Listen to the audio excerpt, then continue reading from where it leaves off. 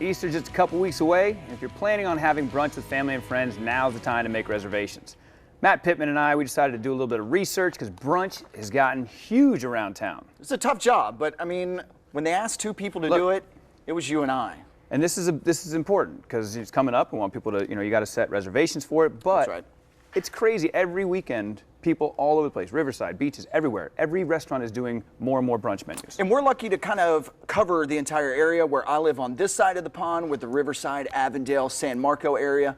And then you're on the other side, the Jax beaches. That's a great picture of how brunch started yesterday in our research and development phase.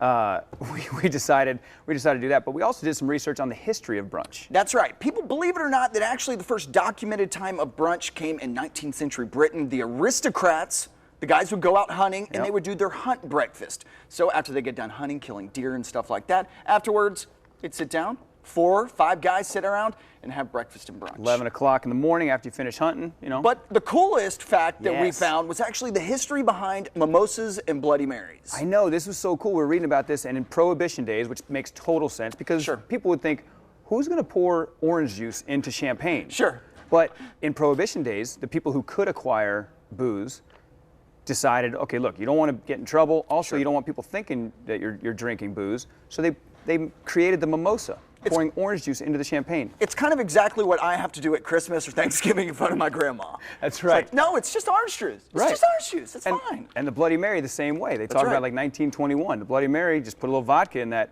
in the tomato juice. You look like you're just being healthy. There you go. All right, let's get to some hot spots because that's what people want to hear about. We'll kick it off first with the place that we went to yesterday, Hoptinger. Great place at the beach. They have dozens and dozens of beer on tap, but for brunch, some great specials. Really great specials. You can see that picture of Matt and I starting out. These are some of the food items there. This is the hash. That's the hash that I have, covered with 2 eggs over easy, delicious.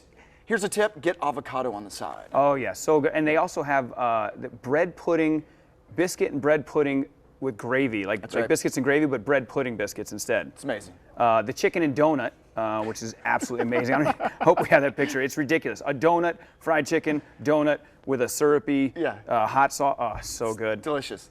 The best part of brunch, though, is the atmosphere, because it's about being with friends, and this was the atmosphere. I'll show you this video here. This was from yesterday. This is from yesterday. This is brunch. And Hoptinger, look at that guy. Everybody knows him. Hey! He had a Bloody Mary by then. Just a couple? So we had a good time. So that was, each place kind of does different things. It's not just about going out and eating. It's about the fellowship of being with friends and family and people you love. And they call it, at Hoptinger, Funkin' Brunch. That's right. Funkin' Brunch, because they play funk music. They play, it's really cool. DJ, and then other places like Zeta, they'll do live music. But you have some places on Riverside. That's right. Let's come over to my side. Derby on Park in historic 5 Points. This is a great spot for brunch. What I had over there was their Kentucky hot brown sandwich. It's an open-faced sandwich. Huge slices of turkey are on there. It's covered. I got 2 eggs over easy on the side, then some potatoes, of course. And then, total recommendation here, go with their fried green tomatoes for brunch as well if you head over there. They serve a great Bloody Mary, too. This segment's making me hungry again. Let's go back out to the beach. Zeta. Zeta actually just recently won Void Magazine's Best Brunch at the beach. And some of that is they've been doing it a long time, but it's also a really great atmosphere and really great drink specials. They have their own beer they brew there. Sangria is a special they have at brunch. Yeah, it's really good. If you stick around, you can say you're sticking around for the music. Sometimes you stick around by accident and suddenly it's 4 p.m. and you started at 11.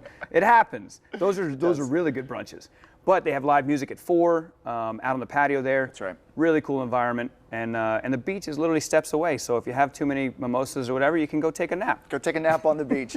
Back over on my side, you can go to Top of That. This is, again, another place over in 5 Points where not only do they serve up mimosas, they just bring you a whole pitcher of mimosas ready to go. Help yourself. This is a great family-ran restaurant where the mom greets you up front, the daughter cooks in the back, and the son is the one that actually helps you to your seat and serves you. So it's a great, cool place. And again, they do some great stuff. And that's more of the vegan and vegetarian atmosphere there too. The picture on the table is great. No need to have the server come back over. That's right. So coming up, we got East. Obviously, these are casual brunch, we call it. And literally every restaurant in town is starting to do brunch menus. But Easter coming up, we've got some fancy spots called Fancy Brunch. I agree. One out by me, out at the beach, Casa Marina. They always do a really, really good one. Insane spread for Easter. Talk about an amazing view, too, where yeah. you get to sit and actually look out onto the beach. So that's a perfect Sunday spot. That one does fill up, but they do have so much extra space there. They'll put extra tables out. So check that one out. And then on your side of town. Over in Avondale, go to Restaurant Orsay. Beautiful place, high class. They do Irish coffee there. That's what I get. Oh, yeah. Spectacular. So that's another place. But those up high scale places will go ahead and tell you, make sure you call and get your reservations because you're going to want that spot for the whole fam, especially for Easter. Especially for Easter. And there's a ton of other places. TPC Sawgrass. I mean, a lot of really nice places that do brunch. But one last thing, we got to finish up here. One last thing. If you do brunch, be careful. It's not Mardi Gras. Don't be that guy or girl and get brunch legs. Call Uber. We'll explain that another time. Look for #brunch legs. Check out Matt About Jax on Jacksonville.com. Appreciate it. That was tough research. It was tough. It was a tough Sunday.